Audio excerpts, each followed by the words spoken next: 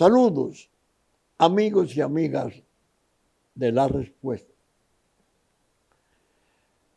Algo que me ocurre y me desagrada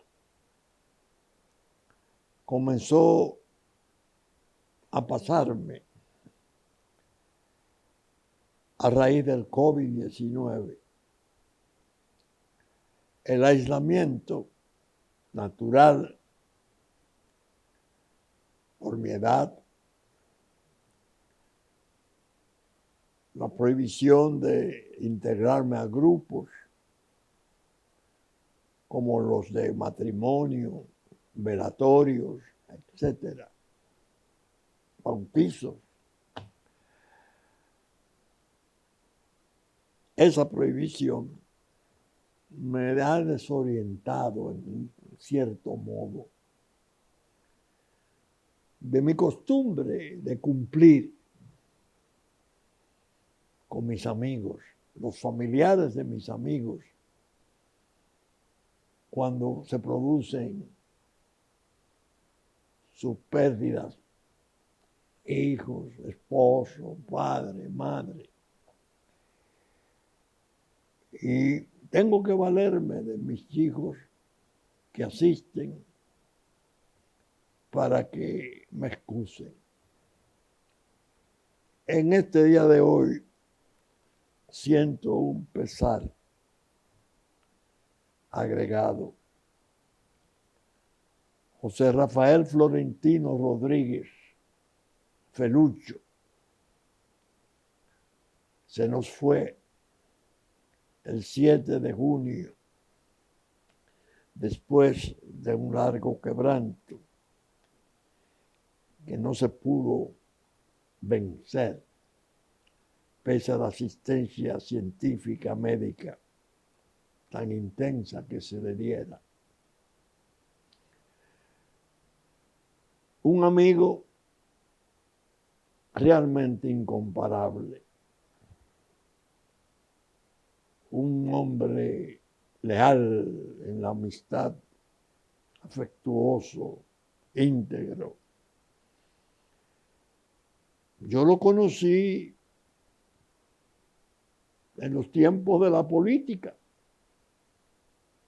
Él provenía de la izquierda revolucionaria, ya se había alejado bastante de su práctica y entró en la Fuerza Nacional Progresista y fue verdaderamente un cuadro importante, útil para el consejo, para la observación. Felucho, cuánto hemos sentido su partida. Y me desagrada cada vez que se me presenta en esas situaciones. Por fortuna, en La Respuesta, puedo cumplir en la medida que esto sea un cumplimiento válido para expresarle directamente el pesar. En este caso, a doña Sagrario Brea Coronario, su viuda, una persona maravillosa, a quien doña Sogela, mi fallecida esposa, le llegó a cobrar un afecto enorme y que incluso en su largo padecimiento antes de su muerte, ella la acompañó y fue muy consecuente. A sus hijos, Ember Rafael José Rafael Jr. y Rocío del Carmen Florentino Brea, les expreso mi pesar profundo por esa pérdida de Felucho y mi solidaridad con ellos en un momento en que sé que hay un vacío, porque él era sumamente importante en la familia.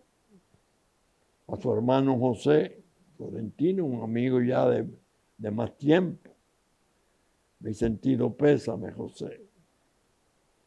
Quisimos mucho a Felucho, pero es un viaje que tenemos que hacer todos. Dios de seguro lo ha acogido en su santo seno. Que en él lo mantenga dándole descanso eterno a su paz, a su descanso al alma y a su paz a sus restos. Hasta luego, Felucho, querido amigo. Bien, en el pasado programa yo asumí una posición que fue quizás mal interpretada por algunos amigos siempre generosos que me siguen en el programa. Y me limité a leer un informe que había aparecido en BBC News sobre los peligros inmensos que el mundo está atravesando. Pero declaré que sentía miedo, estaba realmente consternado. Algunos de esos amigos me dijeron sin censurarme, miedo tú, como diciéndome, tú no has sentido miedo y ahora te declaran miedo ya tus años. Sí, no el miedo por falta de valor personal, no.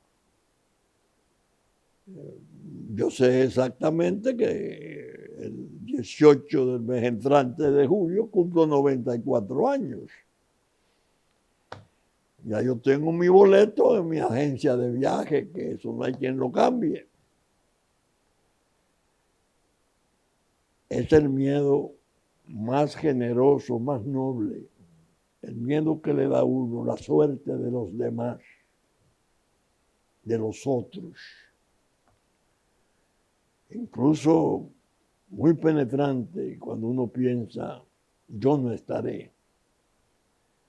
Pero me llevo el convencimiento, me llevo la convicción pesimista de que el mundo está dirigiéndose, vamos a decirlo así, por rumbos difíciles.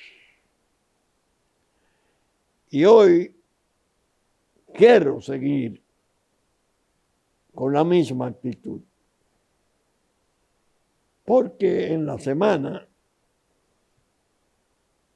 surgieron noticias preocupantes de la agudización de ese fenómeno de guerra que podría escalarse entre Irán e Israel y sobre todo la participación eventual de Estados Unidos, de Norteamérica. Aparecieron noticias, esta por ejemplo la voy a leer. Trump desde la Casa Blanca. Irán ha gritado muerte a América por 40 años.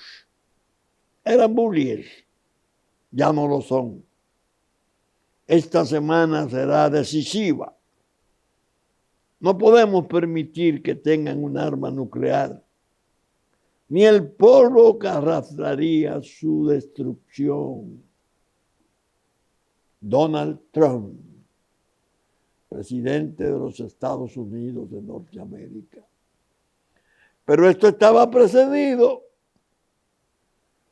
con el abandono de la reunión del Grupo de los 7 que se celebraba en Canadá, abrupto, que evidentemente se debió a algún tipo de llamada que le hicieran los niveles de poder. Venga, que hay situaciones que se necesita su presencia porque previsiblemente su decisión sea indispensable. Él abandona el grupo del G7 y va a Washington y convoca al Comité de Seguridad Nacional en la noche y se reúne en la mañana siguiente. Bueno, se produjo algo hasta nueva prueba, delicado. La ministra de Seguridad de Estados Unidos salió de la reunión, hubo que sacarla de la reunión del Comité de Seguridad Nacional y llevarla en ambulancia a internarla. Se ha dicho que fue un efecto alérgico a algo que comió, no sé, o respiró, no sé, inspiró. Pero los temas a tratar en esa reunión eran muy fuertes. Ha trascendido que Trump aprobó la participación de Estados Unidos en la guerra. Y comenzaron a trasladarse aviones sofisticados, bombarderos que solo tiene Estados Unidos, de última generación, portadores de bombas penetrantes, capaces de abatir montañas. Y van a las distintas bases, creo que la base mayor que tienen en el Medio Oriente. Y están haciendo vuelos y permanecen en el aire. Mientras el presidente Trump le hace exigencias.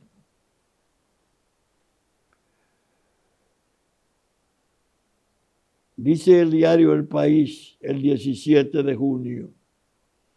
En la madrugada de este martes, a bordo del Air Force One, el avión presidencial, Trump ya pidió la rendición de Irán. No estoy buscando un alto al fuego. Estamos buscando algo mejor que un alto al fuego, dijo primero. Un final real, no un alto al fuego, un final. Algo que sea permanente o rendirse del todo, explicó, asegurando que lo veía posible en las próximas horas. Es muy sencillo. Debe rendirse del todo Irán. No puede tener ni una sola arma nuclear, insistió en el avión presidencial. Como ustedes comprenderán, con declaraciones de tal magnitud, dichas en ese nivel, evidentemente se agravaba la situación.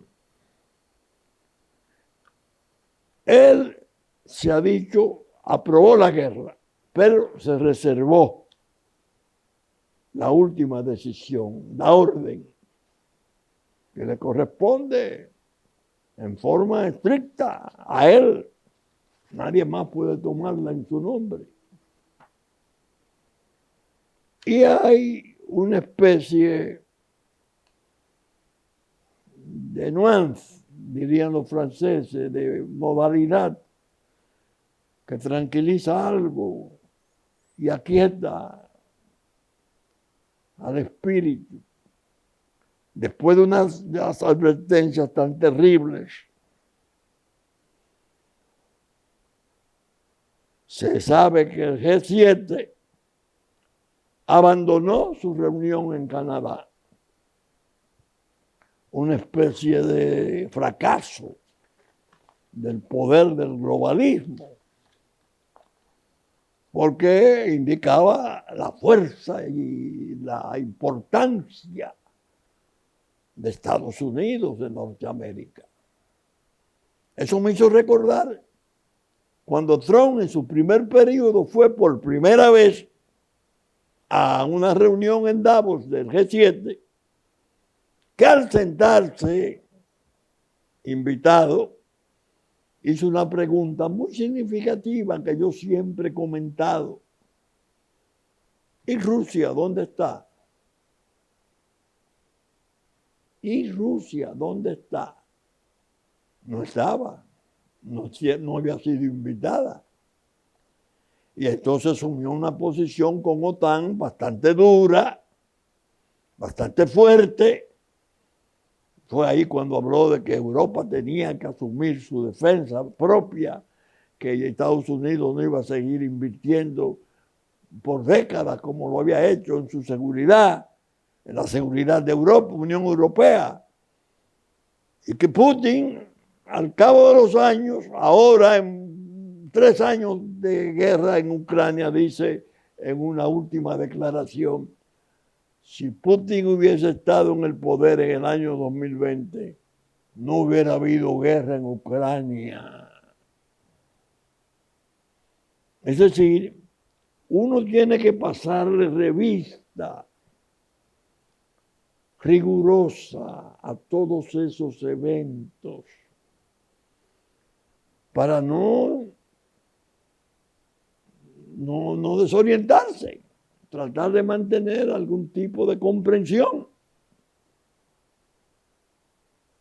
Se ha hablado incluso en términos muy difíciles. El primer ministro Netanyahu de Israel y el ministro de Defensa de Israel tienen la convicción de que el ayatollah Yamenei de Irán no tiene razón para existir, porque es un hombre que mantiene permanentemente la amenaza de que Israel tiene que borrarse del mapa y que eso va a entrañar la guerra en los peores términos. Es decir, que uno piensa, Dios mío, cuántas cosas graves y pesadas están envueltas en esta situación. Hoy, al sentarme aquí, veo que al parecer China y Rusia le han sometido en común una propuesta o una sugerencia para los problemas de la guerra de Ucrania, pero más o menos en el sentido de que Estados Unidos no intervenga. Y aparece la noticia más o menos lisonjera de que Trump dice en 2 semanas más, porque se habrá de negociar. Había la noticia de que en Omán, un pequeño estado que queda allá frente al Yemen, en el Índico, había negociaciones. Autoridades iraníes con autoridades norteamericanas. Pero estaban los misiles y los drones por cientos, cayendo en Tel Aviv, cayendo en Teherán. La guerra no bajó la intensidad. Al grado que decía el ministro de Defensa, Irán se preparó de tal modo que ensayó su programa nuclear de exterminio, pero además ensayó un programa de misilístico, de miles de misiles, que también son armas que pueden producir masacres masivas, como la nuclear. Es decir, estoy haciendo este recuento del miedo que no es personal, el miedo por todos. Y por eso yo le pedía a todos los amables seguidores de la respuesta, pongan atención a esas noticias que están apareciendo, muy indicativas de que pueden pasar cosas horribles.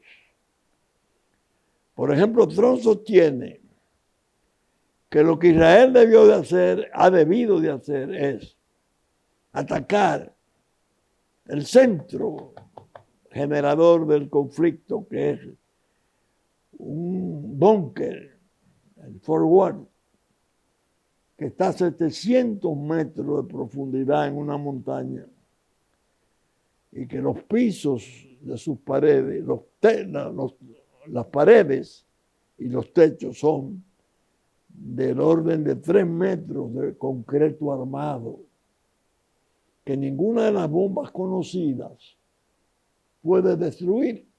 Primero porque tiene 700 metros para abajo y después por la fortaleza de la estructura. Estados Unidos tiene el único medio fuera del nuclear. Esa bomba que refiero, bomba torpedo, penetra en la tierra, la agujerea y sigue y explota dentro y produce la catástrofe. Pero todo esto, hay 200 rusos allá abajo. Y trasciende que Putin quiere sacar los rusos. Pero ya Putin le dijo a Irán, no podemos, no hemos firmado nada de obligaciones de defensa en caso de guerra. Es decir, fíjense que es compleja, más compleja de lo que, si uno la examina a la ligera, en lo que va apareciendo en los diarios, puede pensar.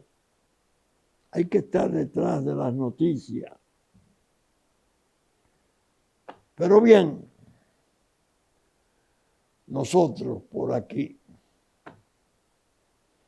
qué deprimente. Mientras esas cosas están ocurriendo en el mundo, contra el mundo,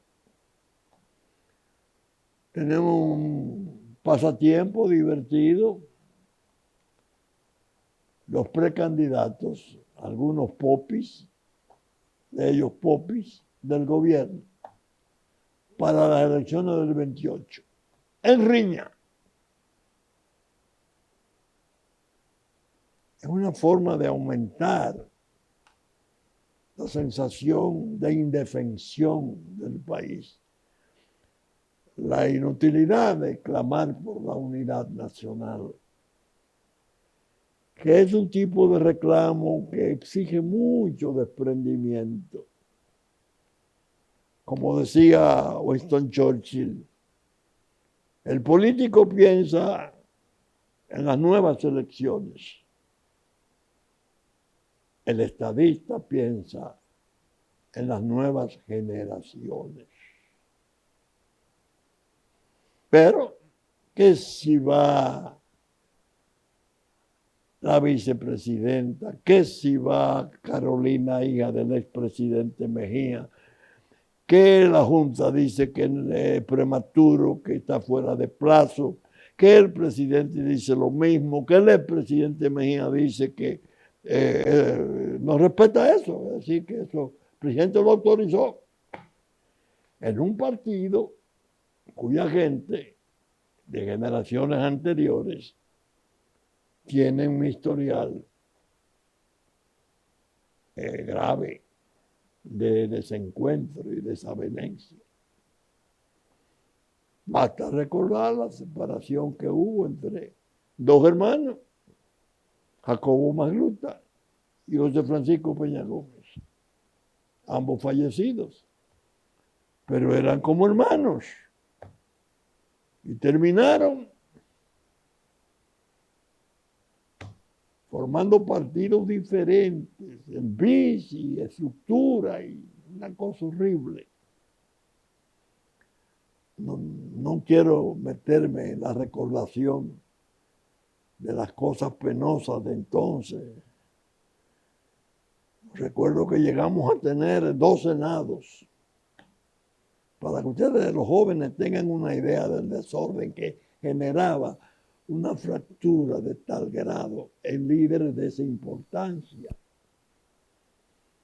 Asimismo, no menos importante, las divisiones entre el extinto presidente ya fallecido Salvador Jorge Blanco y Antonio Guzmán, expresidente ya fallecido. Esa fue todavía peor, porque siguió un curso trágico. La animadversión llegó a producirse de tal modo que yo lo he tratado mucho en mi vida política cuando yo era combatiente.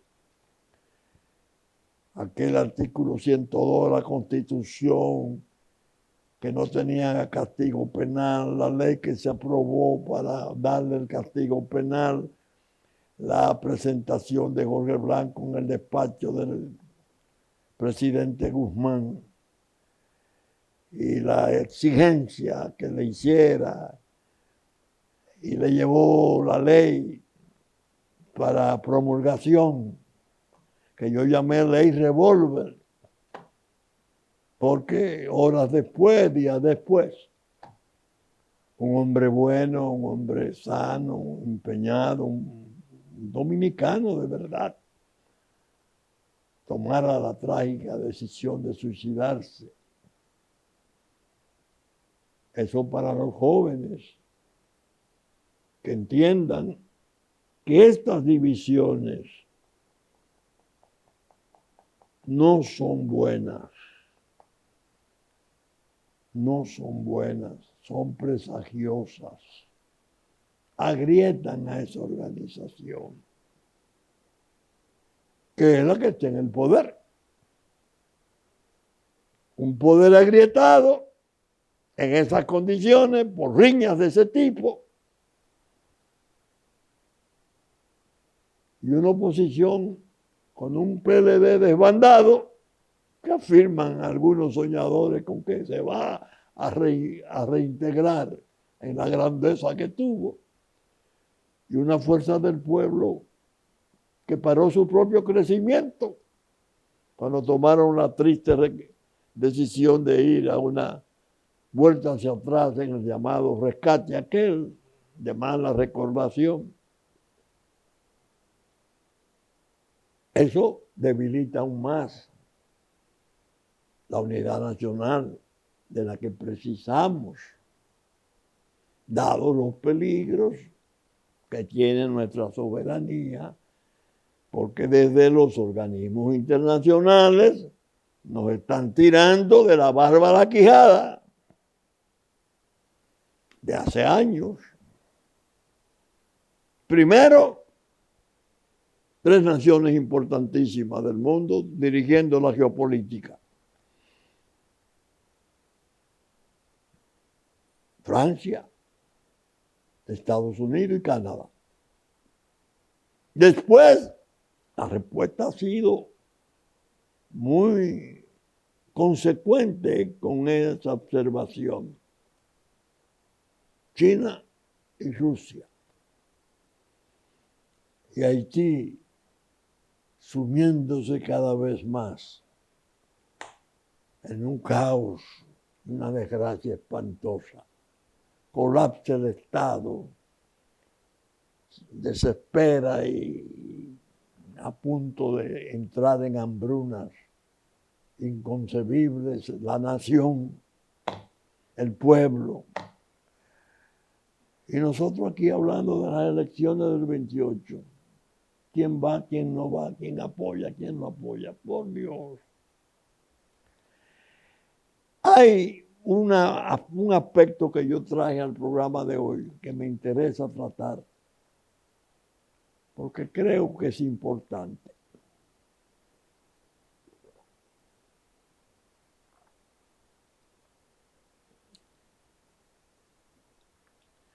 El señor embajador de Rusia, Alexei Viktorovich Seredin, de la Federación de Rusia,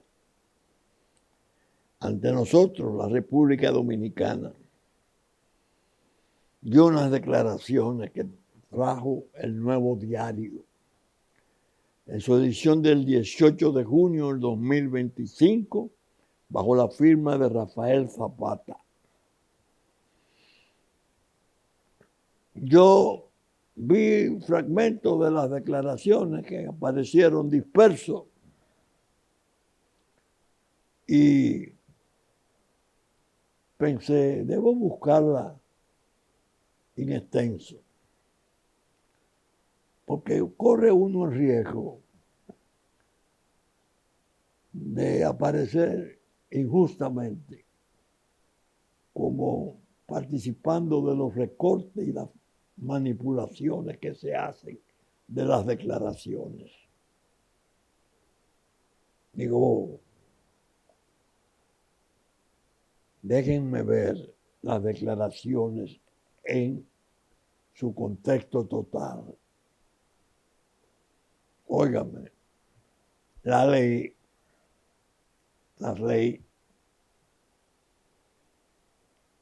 y creo mi deber comentarla en la respuesta. Estoy hablando del embajador de la Federación Rusa, no de cualquier cosa. Ay Dios, qué entrenado, qué bien entrenado, qué bien percibe ese embajador las líneas estratégicas de su país y cómo interpreta conforme a los intereses, lo cual es legítimo, de su país, lo que está ocurriendo en Haití. Asume una posición que si uno la compara con la que asumieran China y Rusia cuando vetaron la formación de un cuerpo de paz de Naciones Unidas en el Consejo de Seguridad de ONU, cosa que le pidiera el gobierno transitorio, de 10 miembros. Hay una especie de lazo, de relación conceptual. Las cancillerías de entonces dijeron, vetamos esto porque eso no es lo que el pueblo haitiano quiere, una fuerza de paz. El embajador ruso puntualiza esa coyuntura sin mencionarla, pero la tamiza. Esto porque Haití hay que dejarlo que sean ellos mismos los haitianos quienes resuelvan su crisis. Y nosotros estaremos dispuestos. Bueno, la voy a leer. Y entonces quiero incorporar los juicios de la respuesta acerca de esa actitud para darle una configuración verosímil a la realidad subyacente que nos está asediando. Nuevo Diario, Santo Domingo, 18 de junio. El embajador de la Federación de Rusia en la República Dominicana, Alexei Viktorovich Seredin, expresó que la actual crisis social y política que sacude al vecino país de Haití tiene que ser afrontada de manera directa por los propios haitianos. No por la comunidad internacional, que es la posición dominicana, que es la posición de gran parte de la comunidad internacional. Por los propios haitianos, conforme lo plantearon sus cancillerías, al vetar la resolución de enviar una fuerza similar al MINUSTAH, aquí lo dice. El problema haitiano, citan sus palabras, consideramos que tiene la solución haitiana solamente los propios haitianos tienen que resolver sus problemas. ¿Oyeron bien? Los propios haitianos tienen que resolver sus problemas. El diplomático detalló que los haitianos tienen que proponer y elaborar un plan que sea sustentable, el cual pueda ser realizado por ellos mismos.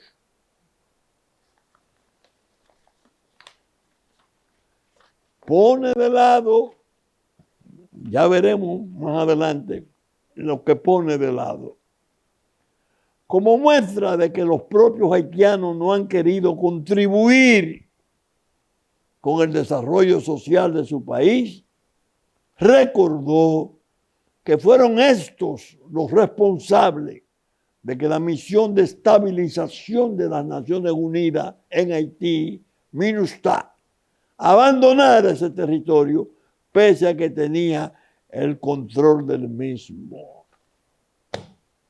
Falso de toda falsedad, señor embajador. Esa MINUSTAH estaba deformada desde el momento que se formó en el Consejo de Seguridad. ¿Cuándo? Cuando omitieron incluir entre su misión la aplicación necesaria de lo pautado en la Resolución Única de Naciones Unidas de 1961, donde se declaró la droga un crimen de lesa humanidad. Esa fuerza que vino estaba aberrada, y lo hemos dicho muchas veces en forma práctica. Una camioneta aquí con soldados de MINUSTAH, de distintas naciones, hasta de Nepal, del Himalaya. Y otra camioneta al lado cargada de heroína o de cocaína, sin que Naciones Unidas pudiera hacer ningún tipo de esfuerzo para evitar ese tipo de contraste tan preocupante.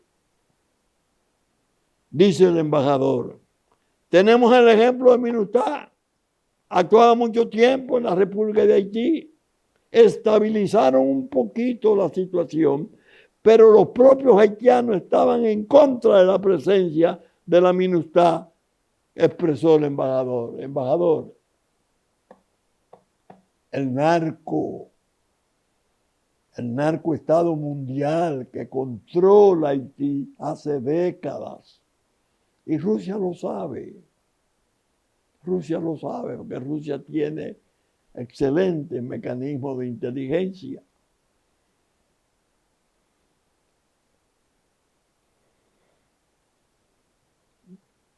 Dice,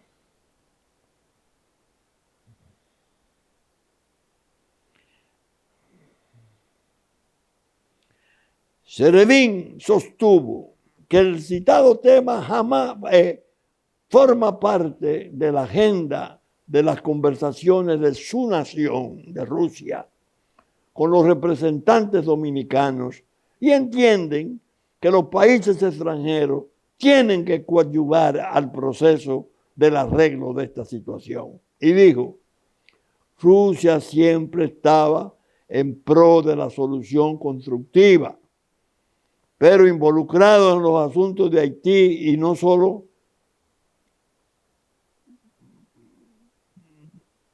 pero también vemos que los países que históricamente estaban involucrados en los asuntos de Haití, entiéndase Francia, Estados Unidos y Canadá, y no solo que estaban involucrados, sino que se inmiscuían, tienen que desempeñar un papel mucho más preponderante desde el punto de vista financiero, acotó. Recordó que antes de la creación de la misión de apoyo multinacional de seguridad en Haití, que lideran los kenianos ahora, muchos países del occidente prometieron que iban a aprobar, pero según dijo, no cumplieron con su promesa. No, señor embajador, con el mayor respeto y cortesía. Cuando las tres cancillerías de esas naciones, de una hora para otra, de un minuto para otro, decidieron retirar en Naciones Unidas el apoyo a esa fuerza de paz, en forma tan abrupta, declararon a la vez que no volverían allí, que no estarían jamás allí, porque allí no se podían entregar los recursos porque se los cogían los políticos y los empresarios. No era verdad que los haitianos estaban controlando nada. Los haitianos son las víctimas, el pueblo haitiano. Ahora, las mafias pesadas del mundo, de Europa y de América, controlan Haití y tienen sus testaferros situados en el litoral empresarial y esas cosas. Y ahí aparecen los recursos, pero para sus operaciones. Señor ministro, así le digo. Recordó que antes de la... Bueno, pero Rusia dice, en el momento de tomar decisiones en el Consejo de Seguridad de la ONU o en el seno de la Asamblea General, nunca hemos sido un obstáculo para la solución de la crisis haitiana. ¿Y el veto? No dimos el veto porque eso no es lo que quiere el pueblo haitiano. Ajá. Pero el gobierno del pueblo haitiano que formó CARICOM se lo pedía expresamente. Aseguró, insistió en que su nación va a aportar de manera muy constructiva y que nunca será un obstáculo para ayudar a este país que sufre tanto. Lo creo. Lo creo, señor embajador. Lo intentó incluso. El señor canciller Lavrov habló 2 horas con el presidente Jovenel de Haití en Turquía y habló claramente. 4.000 millones de inversiones, 2 plantas eléctricas formidables, una en Cabo Haitiano y una en Puerto Príncipe. Solo que semanas después fue asesinado en su lecho familiar, en una conspiración que todavía está llena de sombras su investigación, pero que no puede permanecer mucho tiempo porque ya el presidente de Colombia, Gustavo Petro, admitió públicamente culpa de un comando colombiano que había actuado en el tiempo que dijo que toda la droga del Catatumbo venía a Haití y que de ahí era expandida. Entiéndase, República Dominicana, que tiene los puertos, que tiene los aeropuertos, que queda cerca de Puerto Rico, que es la tercera frontera de Estados Unidos. Cuestiona aporte de Estados Unidos a Ucrania.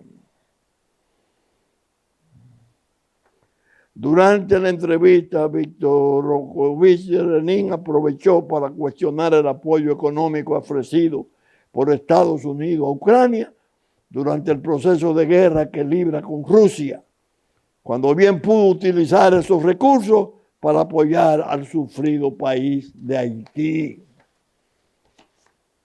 No solo eso, por Dios, Haití no, América Latina. 165.000 millones en armamento para la guerra.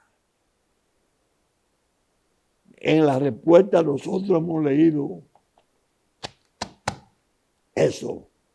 De un modo muy importante me he referido a aquella obra memorable de un ilustre pensador norteamericano, Lester Thurow, que siendo rector del Instituto Tecnológico de Boston escribió La guerra del siglo XXI y le acusaba a su propio país de haberse ido a China, de haberse dado a invertir todo y llevarse todas las industrias, el globalismo, y haber dejado a América Latina, su patio trasero, en las condiciones en que quedaba.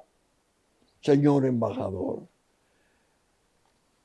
La generosidad de Rusia anunciada semanas después, llevó al magnicidio. ¿Quién lo hizo? Vamos a ver, con un comando colombiano. ¿Y quién contrató ese comando colombiano? Ellos saben que tienen grupos paramilitares de defensa privada, porque ellos tienen el grupo Walker. Y que Estados Unidos ha tenido a Erik Prince. Y entre el historial de vida de Erik Prince dice que una vez formó un comando de colombianos para Qatar. Pero es el mismo que contrata ahora a Erik Prince y una organización que tiene asiento en Hong Kong, cuyo capital, la compañía, es de la China Popular.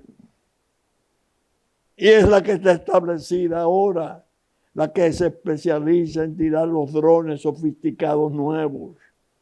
Y dice,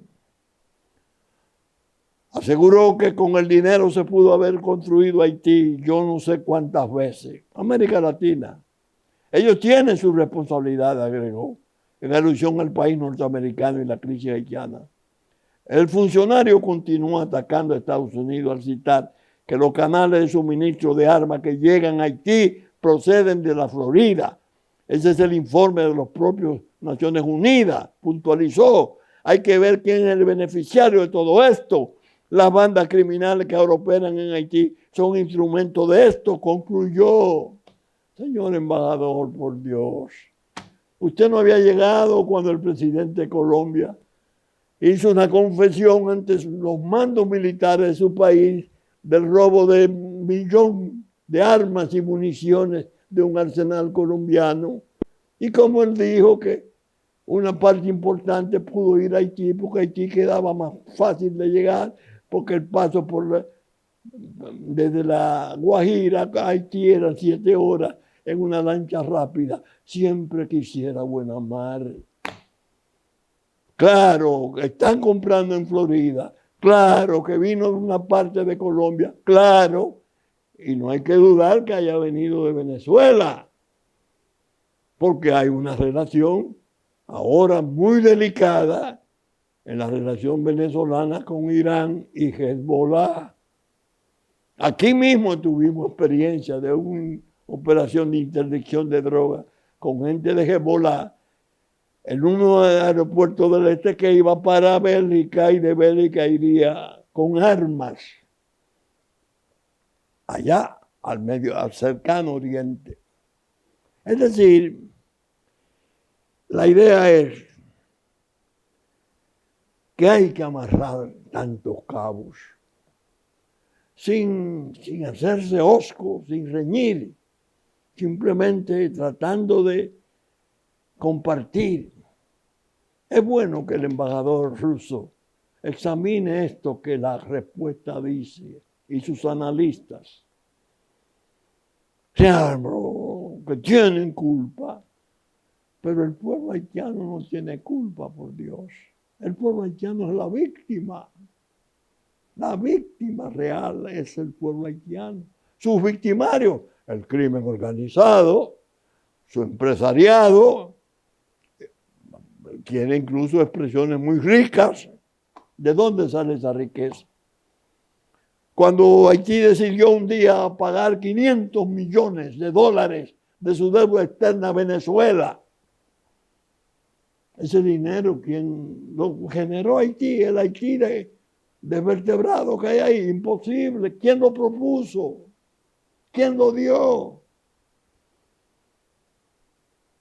Hay fuerzas ahí que van a tratar de amparar el movimiento básicamente de la pandilla, haciendo la metamorfosis hacia guerrillas liberadoras y el sueño de crear un gobierno bajo el palio del socialismo del siglo XXI. Sería la segunda república del socialismo del siglo XXI en la región. Pero que ya esa gente que está puesta por el caricón ahí, que representa a todos los sectores, le responde con el contrato con Eric Prince. Ahora es una lucha de drones que viene de parte y parte, no a nivel de barbecue, sino a nivel de ese trasfondo de apoyo logístico, de tutela diplomática, logística en cuanto a armamento y apoyo y orientación. Ese es el volcán que hay ahí al lado. Pero nosotros estamos encantados viendo así, con los brazos cruzados. ¿Quién va en el 28? ¿Quién será? ¿Apoyará a Mengano o a Mengana? ¿Será la lucha entre quiénes? Por Dios. La respuesta sigue insistiendo en que ha sido consecuente con la verdad y que ha emprendido iniciativas de información como esta de hoy, rectificadoras, capaces de controlar desviaciones.